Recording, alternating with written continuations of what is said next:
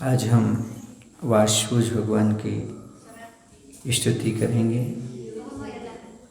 मुक्त्यंगनायै रचिता विशाला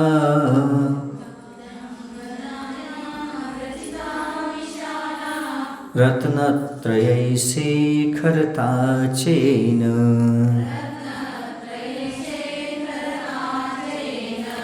यत्कण्ठमासाद् बभूः श्रेष्ठा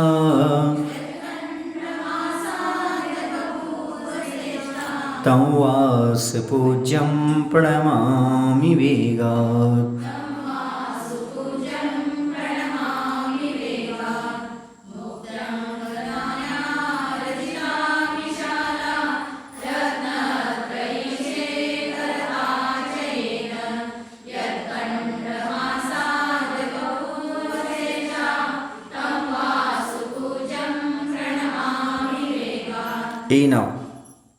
जिन्होंने मुक्त अंगनायै, मुक्ति रूपी अंगना माने बधू के लिए विशाल रत्नत्रयी शेखरता, रत्नत्रय रूपी शिखर माने मुकुट,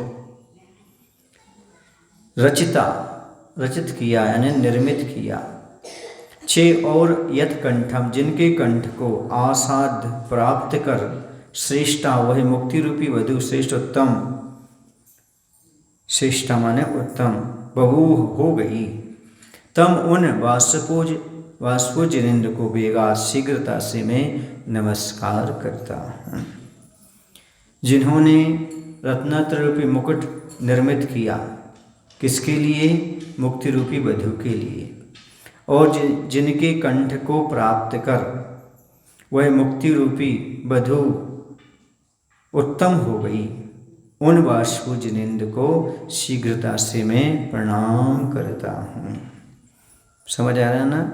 जैसे दूल्हा होता है ना, मुकुट पहन करके जाता है वधु को लाने के लिए, उसी प्रकार से रत्नत्रय का मुकुट पहन करके पहुँचे कौन? भगवान वासुदेव। समझ गए? क्योंकि भगवान वासुदेव कैसे थे? बाल ब्रह्मचारी थे। समझ गए? उन्होंने मुक्ति रूपी वधु को प्राप्त किया। ज्ञानी विवेकी परम स्वरूपी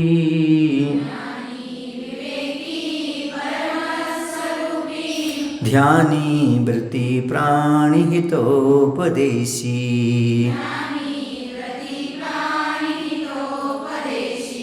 मिथ्यात्वघाती शिव सौख्य भोजी बभूव यस्तं विमलं नमामि।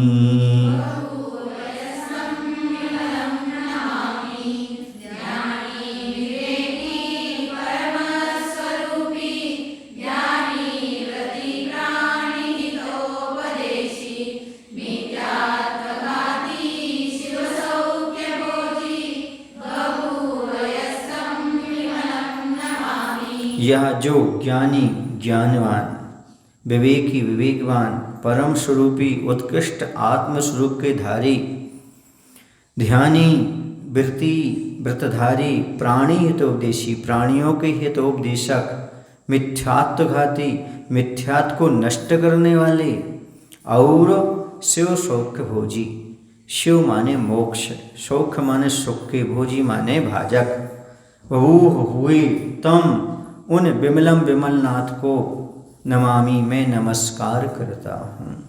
जो ज्ञानवान विवेकवान उत्कृष्ट आत्मस्वरूप के धारी, ध्यानी व्रतधारी, प्राणियों के हितोपदेशक, मिथ्यात्व को नष्ट करने वाले और मोक्ष के भोगी हुए हैं, यानी मोक्ष सुख को प्राप्त करने वाले हुए, उन विमलनाथ भगवान को मैं नमस्कार करता हूँ।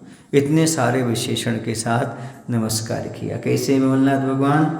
ज्ञानवान हैं, विवेकवान हैं, उत्कृष्ट आत्मस्वरूप हैं, ध्यानी हैं, व्रतधारी हैं, प्राणियों के हितोपदेशक हैं, मिथ्यात्व को नष्ट करने वाले हैं और मोक्ष सुख को भोजन करने वाले, मोक्ष सुख के भोगी हैं। ऐसे विमलनाथ भगवान को मैं नमस्कार करता हूँ। बोले विमलनाथ जी इंद्राय आभ्यंतरं बाहमनेकधायः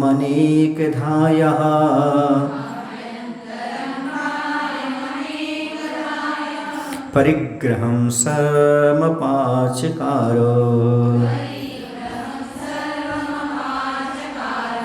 यो मार्गमुद्रश्य हितं जनानां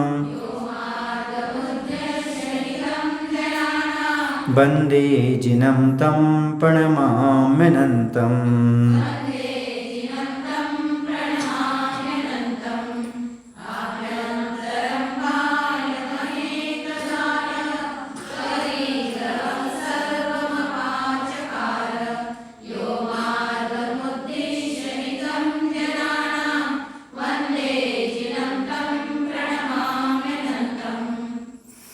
यह जिन्होंने जनानाम हितम मार्गम उद्देश्य आभ्यंतरम बाह अनेकधा सर्वपरिग्रहम अपाचकार तम अनंतम जिनम प्रणमामि बंधे।